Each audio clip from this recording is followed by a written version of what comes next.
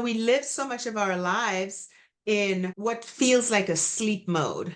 Very much like our computers. If you have too many tabs open, then you're going to end up with a slow system.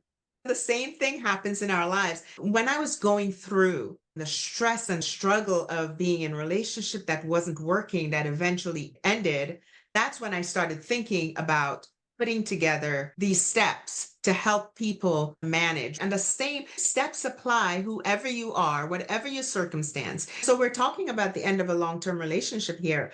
Let's say your long-term relationship ended because of a death. So you find yourself as a widow or a widower, or your children have gone off. Now you're an empty nester. The same things apply. Sometimes we feel lost. One other thing I want to add as far as the endings of long-term relationships, Yes. another relationship to think about is losing your own relationship with self. I think it's the most important relationship.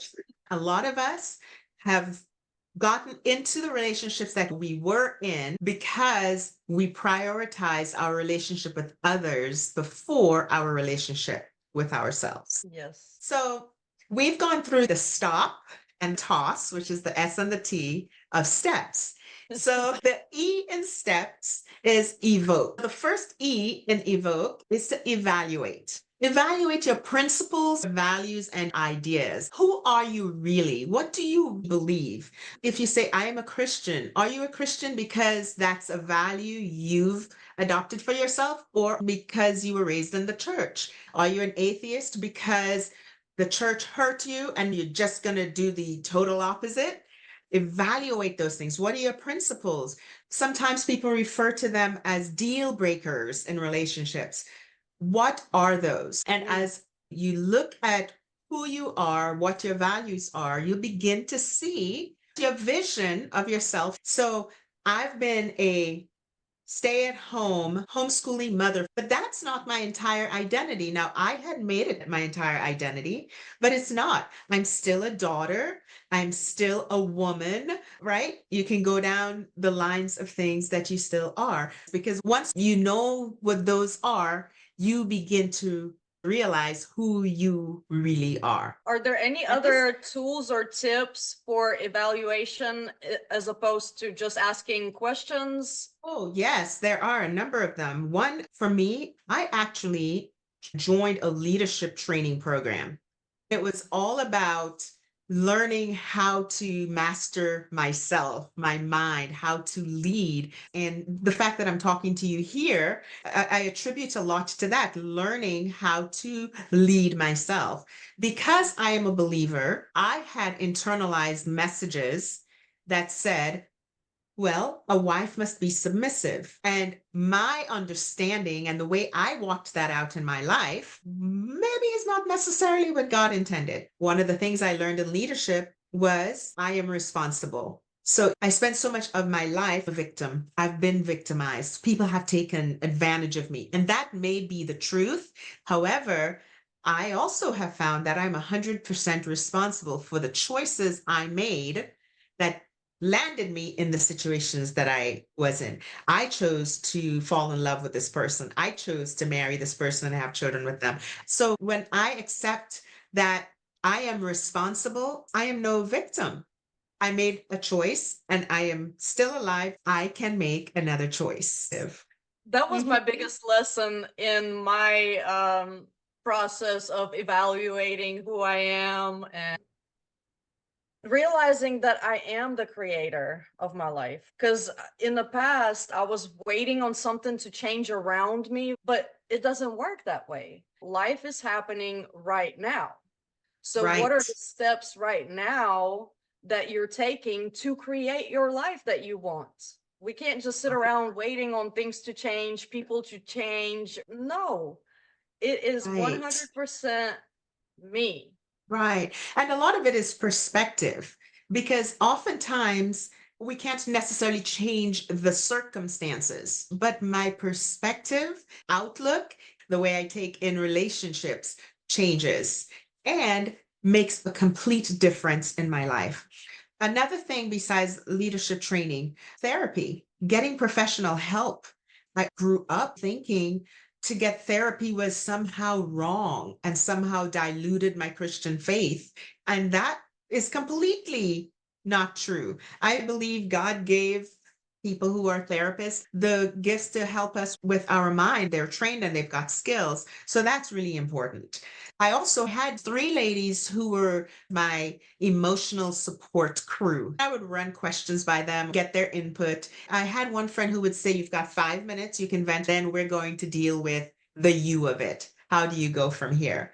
So that's another thing I encourage people to get yourself a crew. They hold your emotional health sacred and they help you get up, pull yourself up, and make a grown up decision, even when it's hard. What I'm picking up on this evaluate word, it's a lot about support, and Yes. about not doing it by yourself, because it's such an involved process that sometimes we can't sort through it ourselves. We need somebody to point out our blind spots. Like you said, that Yeah. some support systems very important in the healing and evaluation process. And you get to choose who become part of your support crew.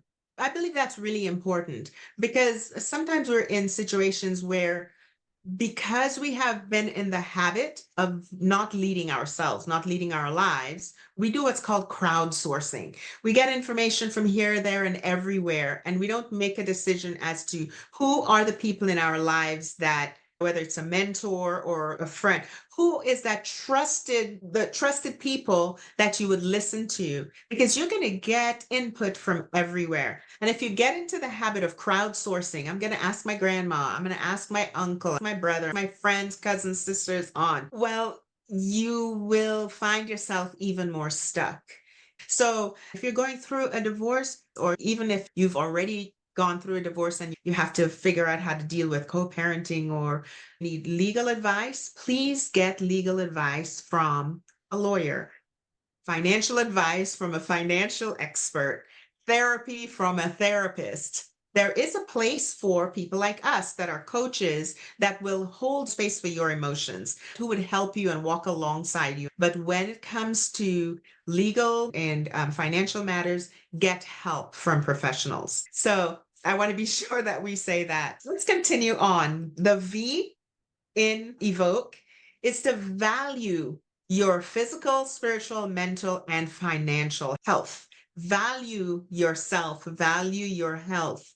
We often, as women, put ourselves on the back burner because somewhere along the line, we have learned, whether somebody taught it to us or we just picked it up, that everybody else is more important, that we honor our parents, we honor our spouses, we take care of our children, and we only have so much capacity. And because we haven't really been purposeful, we let ourselves go. So we are in ruin. That's mostly self-imposed because we haven't been purposeful enough. The O is own your choices, decisions, and consequences. Own your choices. Whether you look at those choices and say, "Oh my gosh, I cannot believe I picked so poorly. Why did I choose this guy? Why did I spend years pouring into these people?" Own it. One of the tools I used, and I still do it every once in a while when I lose track of where I am, is to forgive the 19-year-old girl who fell in love with a guy and got married. She made the best choices she could. Forget the woman last week who probably went out and hooked up with somebody and that wasn't the plan that she really wanted. And she can sit here and say, "Oh, I can't believe I did this. I'm so blah, blah." Own it. It's a choice. You made a choice. Consider it as neutral.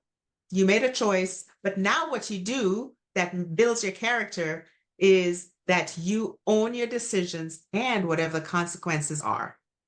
Right. Fool the lessons and do better next time, even if it wasn't the best choice. Exactly. Every situation gives us the opportunity to win or to learn, Mm. right? So, what lessons can I take away and move forward with me? And then, whatever the consequences, rather than blaming, blame shifting and putting off the responsibility on everybody else. What decisions did I make? Were they the best decisions for me? If I have this opportunity again, I'll make a different choice and a different decision. That takes a lot of the pressure, a lot of the negative talk off of yourself. And that leads me to the next step, which is to kindle. Keep showing up for yourself, and that'll create confidence in your life. Kindle your passion. Be kind to yourself. Forgive yourself for your mistakes. If we focus more on us, whether it's owning our choices, valuing ourselves, evaluating our principles, we really don't have a lot of time left to spend in recriminations against other people and the drama that people want to bring into your life. You can say, you know what? I am really busy being purposeful about my life. I do not need to get into drama with other people, because if you stop and look, you'll find that you're just in the drama of it and you're really not moving forward. Then the last E in evoke, expect good in your life and environment, and inspect your attitude toward both on an ongoing basis with the goal of lifting yourself and others up. That word expect, and we can get into that space where we do attract a lot of negative things. But if you expect good, you will find that as you do these micro steps, as you are purposeful and live in your life, that good comes into your life. And even the things that don't look so good, it's a matter of your mindset. And one of the tools is to be thankful, to be grateful, and to expect more good things that you can be thankful and grateful for to show up in your life.